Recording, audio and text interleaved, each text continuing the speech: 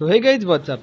आज हम अनबॉक्सिंग करेंगे Realme C53 का। क्योंकि ये मेरा पहला अनबॉक्सिंग वीडियो है तो मुझे अनबॉक्सिंग का कुछ खास एक्सपीरियंस नहीं है, तो थोड़ा सा सह लेना। तो ये खुलता किस तरफ से है, राइट से या लेफ्ट से? अच्छा अच्छा, ऐसे खुलता है। एक काम करते हैं, इसको रीटेक करते हैं। आज हम अनबॉक्सिंग करने जा रहे हैं Realme C53 का। तो सबसे पहले हम इसके बॉक्स को ओपन कर लेते हैं।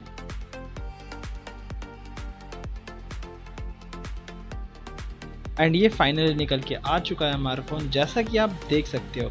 एंड अगर आप इसके बैक साइड पे देखो तो लुक मेरे को सच में काफ़ी अच्छा लगा।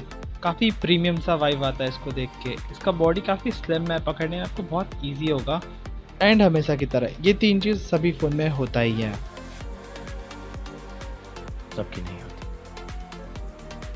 You are very lucky. Right side में आपको volume button and power button में आपको फिंगर सेंसर देखने को मिलेगा। एंड इस चैनल का सब्सक्राइब बटन आपके फ़ोन में भी मिल जाएगा, तो उसको दबा देना। फ़ोन सच में काफ़ी प्यारा है, तो इस प्यारे से फ़ोन को ऑन कर लेते हैं फटक से।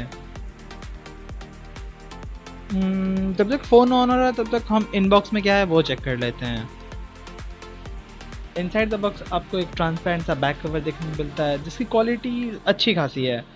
एंड फिर इसके बाद आपको मिलता है एक चार्जर जो कि 18 वॉट का है। फिर हमारा नेक्स्ट आता है चार्जिंग केबल, जो कि सी टाइप है। एंड अगर आपको पता ना हो तो आईफोन 15 सीरीज़ में भी आपको सी टाइप चार्जिंग ही देखने को मिलेगा। एंड क्योंकि अब हमारा फ़ोन ऑन हो चुका है तो चलिए इसको अब यूज़ करके देखते हैं। अगर आपने वीडियो को लाइक नहीं कर रखा तो लाइक कर दो, क्योंकि हमारा चैनल मर चुका है, तो आपकी एक लाइक से थोड़ा सा हेल्प मिल जाएगा। इसका टच रिस्पॉन्स काफ़ी अच्छा है, 90 हर्ट्ज़ का आपको डिस्प्ले मिलता है। काफ़ी ज़्यादा स्मूथ है ये। एंड इसमें आप कंप्लीट एंड्रॉयड एक्सपीरियंस कर पाओगे। इसके फिंगरप्रिंट को मैंने मल्टीपल टाइम ट्राई किए, ये काफ़ी अच्छी तरह से काम कर रहा है। एंड इसमें मैंने मल्टीपल ऐप्स भी ओपन करे, एनिमेशन काफ़ी अच्छा था, काफ़ी अच्छी तरह से प्रॉपर काम कर रहा था ये। कहीं भी कोई भी प्रॉब्लम फेस करने को नहीं मिला। इसके कैमरे की बात करते हैं, आपको 108 मेगापिक्सल का कैमरा मिलता है इसमें। एंड थोड़ा सा नॉन फोटोग्राफी स्किल्स दिखाने के बाद कुछ इस तरह का फ़ोटो आया। अगर आप इस फ़ोन से फ़ोटोज़ वगैरह क्लिक करते हो तो आपको कलर वगैरह थोड़ा सा ज़्यादा देखने को मिलेगा। एंड यकीन करो, इससे दिन में आप काफ़ी अच्छी खासी फ़ोटोज़ निकाल सकते हो। अब बात कर लेते हैं इसके प्रोसेसर की। इसमें आपको ऑक्टा चिप मिलता है, जो कि इस प्राइस रेंज में काफ़ी बेटर है। एंड वैसे थोड़े अच्छे प्रोसेसर भी मिल सकते थे। तो चलिए इसमें थोड़ा सा पीरो गेमिंग करके देख लिया जाए।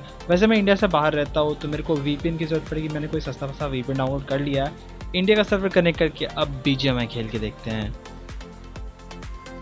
चलिए इसका थोड़ा ग्राफिक्स चेक कर लेते हैं। आपको उसमें स्मूथ, बैलेंस एंड हाई में हाई तक का ही मिलेगा। आप तीनों में हाई पे खेल सकते हो, उससे ज़्यादा इसमें ऑप्शन नहीं दे रखा है। नॉर्मल में गेमिंग करने के लिए ओके है, बट इससे ज़्यादा आप कुछ एक्सपेक्ट नहीं कर सकते हो इस प्राइस रेंज में।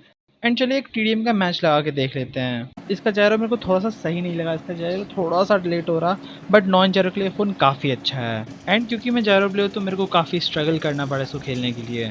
एंड पता नहीं मैंने कौन सा सस्ता वीपीएन डाउनलोड कर दिया, बहुत बेकार है, कभी यूज़ मत करना इसको। अगर आपको पबजी या फ्री फायर वाली गेम प्ले वाली वीडियो चाहिए तो कमेंट करना, मैं डाल दूंगा।